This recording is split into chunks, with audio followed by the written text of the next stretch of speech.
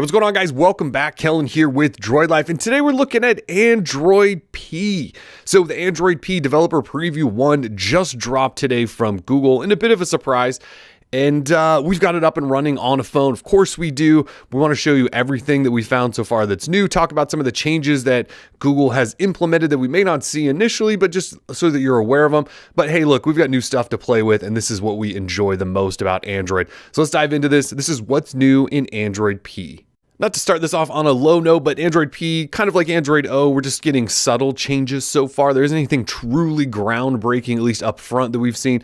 This is Android P Developer Preview 1, though. So we've still got 2, 3, 4, 5, and all that before stable hits, probably sometime in Q3. So Google can obviously change lots of stuff. We've actually seen changes happen from 1 to 2 to 3 to 4 to 5 before. Sometimes things get backed out, then re-added. So anything can change at this moment. But this is the first build. This is our first look at Android P.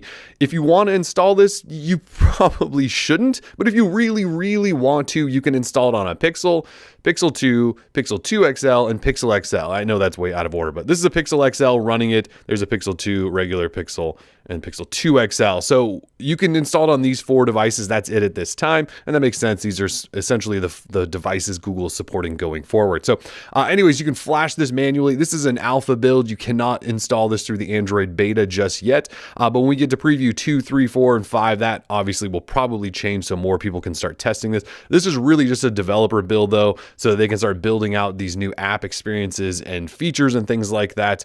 Anyway, with all of that out of the way, let's finally dive on in here.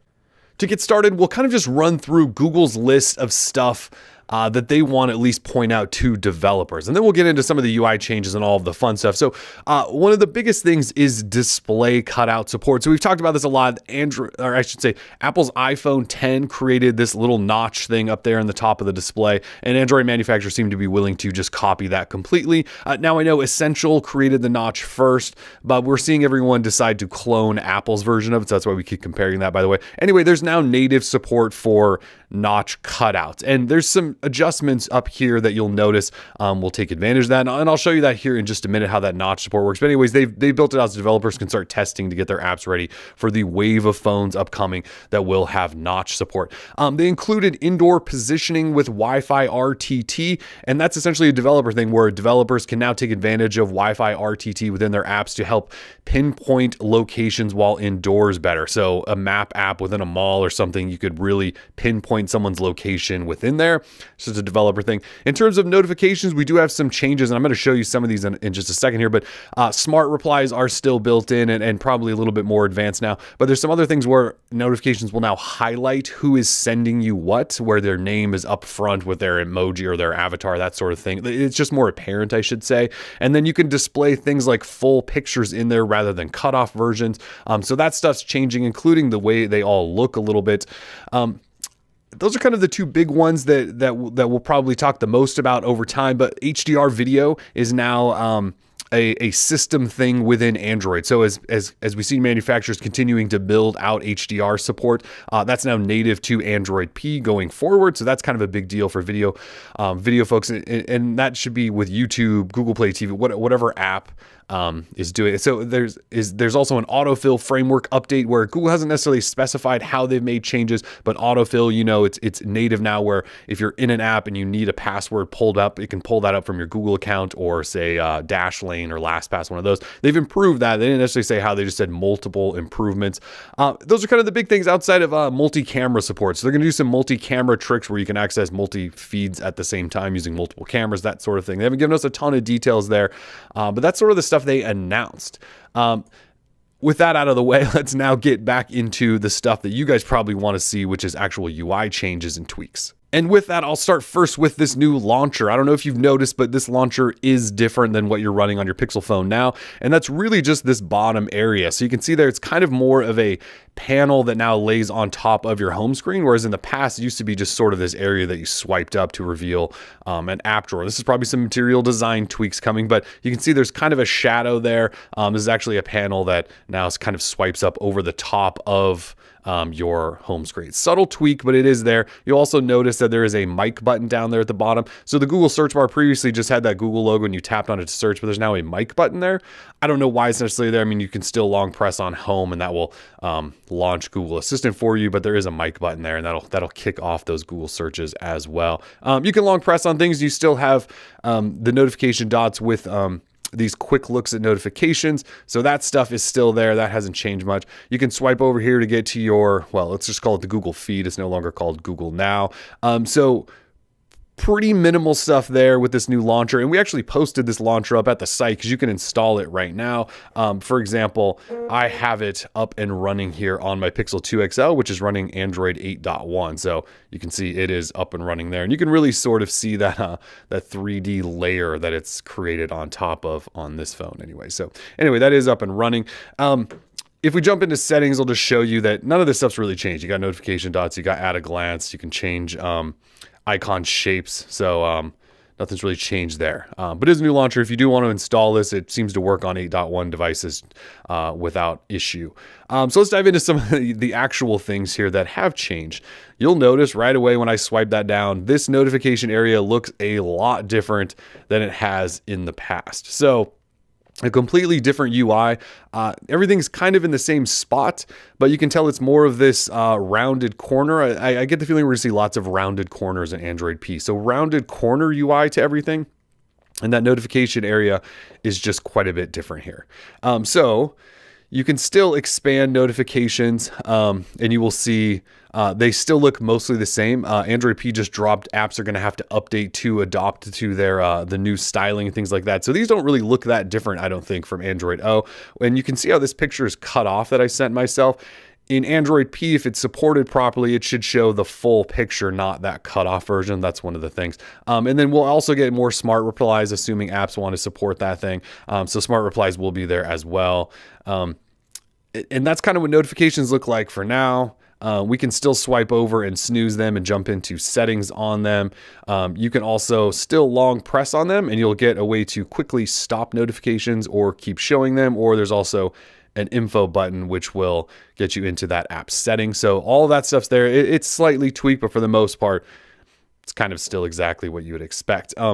If we swipe further down here, though, this is your quick settings tiles panel, if you want to call it that. It is no longer a horizontal paginated thing. The more quick tiles you add, you can see they sort of just live in this card up top and it actually just vertically scrolls up and down. Whereas you can see over here, it's that old paginated style. So you swipe between pages of these quick settings. Again, this one scrolls up and down.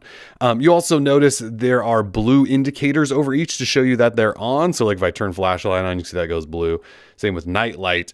On this old version, it just kind of grays each thing out to show you that they are indeed active. So pretty substantial changes there in terms of UI. I mean, vertical scrolling, we actually have color indicators, things like that. I know it's not like groundbreaking stuff, but these are changes.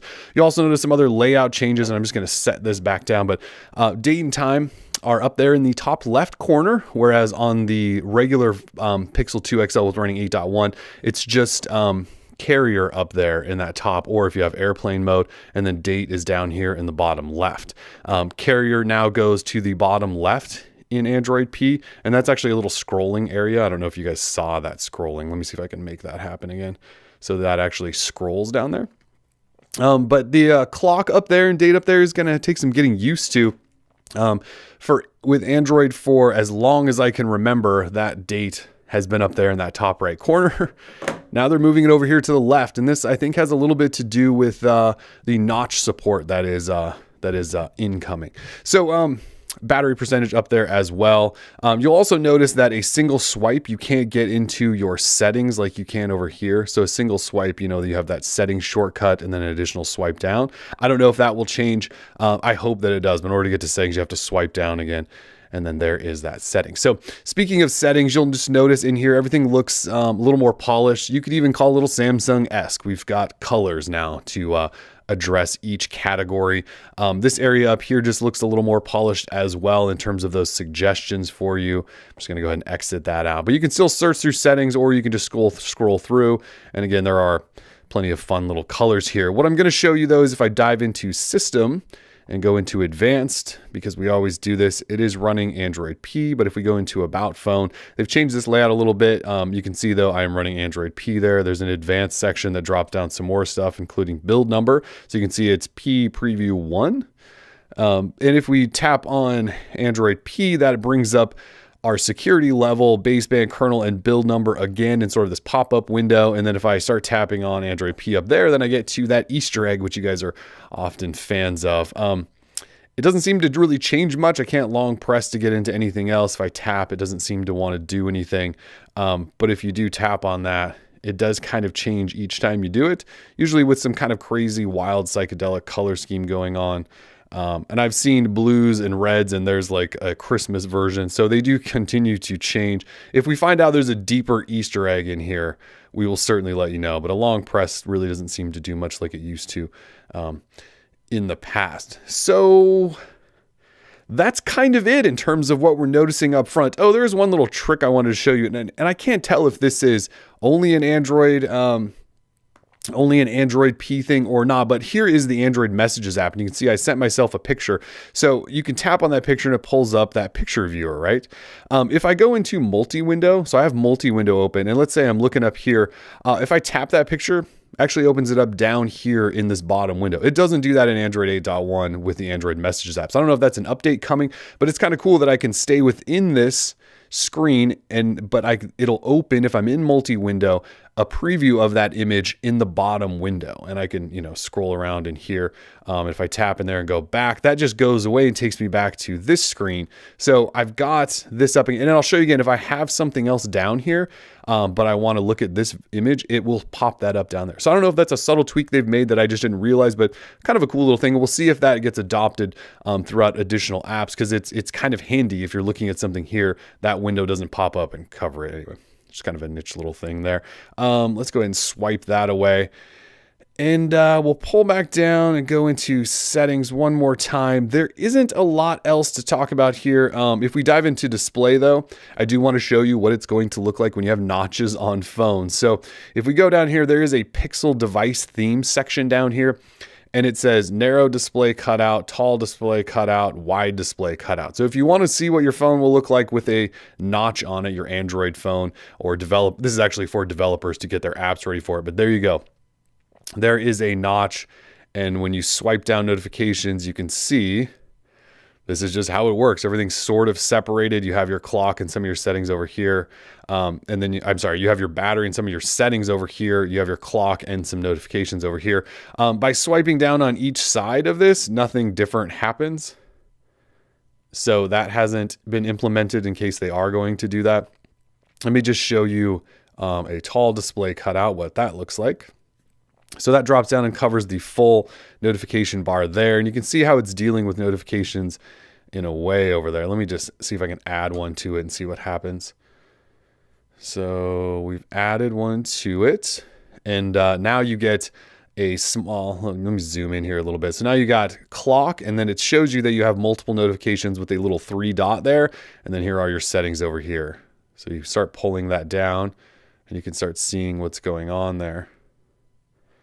Is it just me, or did the color change in here? They were blue. Now they are a greenish color. I'm wondering if that has to do with battery percentage, and that is something that we are going to pay attention to. But these were blue. Now they are a greenish color.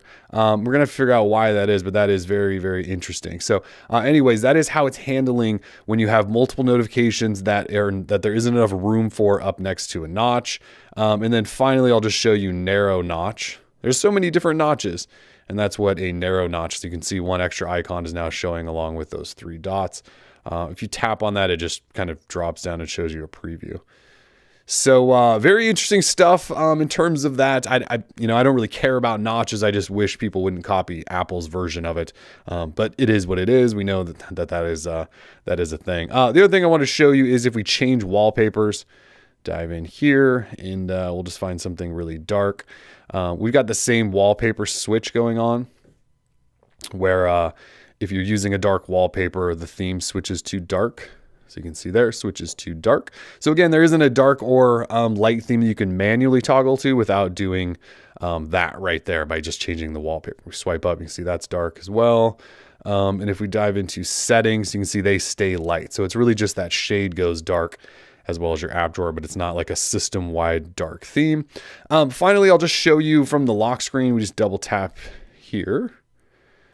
And this is kind of the UI you get. It's very similar to what it used to be, except there are rounded corners around everything. So I think that's mostly it. Of course, while I was in the middle of editing that, I found some more stuff and also realized I forgot to talk to you guys about sounds. But speaking of sounds, if you adjust volume, you'll notice that volume slider has changed now. So volume up and down actually moves that up and down with your slider. Rather than that being that overlay, that horizontal overlay that adjusted volume, it now pops out from the side, and you can scroll this up and down to adjust volume. You can mute volume by tapping on that button.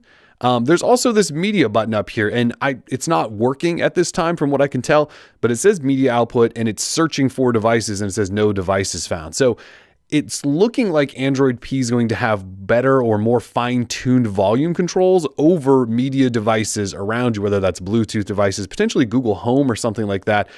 Again, I can't confirm that because it's not showing up, but it is searching for devices to allow me to control their volume and then saying no devices found. But you can see you can adjust that to mute or silence. There's just a toggle here to go from vibrate to mute to ring. And then speaking of that, if we, I'll show you that one more time. So if I long press, and speaking of that, if we dive into sounds, and I may pull these for you all to download, but there are some new ringtones and as well as notification sounds. This one's fun. I believe these are new. I don't remember these being here before, like great notification sound, right? So I think these are all new. I'll try to pull these and post them up for you. So again, volume has changed to this menu, and it may look familiar because in Android 8.0, we got a new power reset or restart menu that pops out from the side for power off and restart. And you'll notice they added a screenshot. So if you want to take screenshots, you can obviously do volume down and power. That will always take screenshots. If you don't remember to do that, you can hold power in and then tap on screenshot, and that will take a screenshot. So that stuff's tweaked as well. I did want to show you, I have the notch up because I was playing with the notch some more. And this is going to be one of the downsides of the notch, unfortunately. So I'm in Google Photos looking at a screenshot, and you can see I can't see everything because there's a notch on my phone. It's hiding it. So if I want to see it in full screen, watch what happens. I tap it and it shifts down. I now get black bars on the side. So this is some of the problems with everyone adopting these notches. If I tap on that again, you'll see it goes back and I get that overlay with my status bar. But if I want to go full screen, because there's a notch, it has to drop down. And now I just get all this pretty black area. So that's notch life for you. Anyways, I believe that's it. This is a long video, but there's actually quite a bit of stuff in here to talk about. If we find more, we will let you know. We are Droid Life. Peace.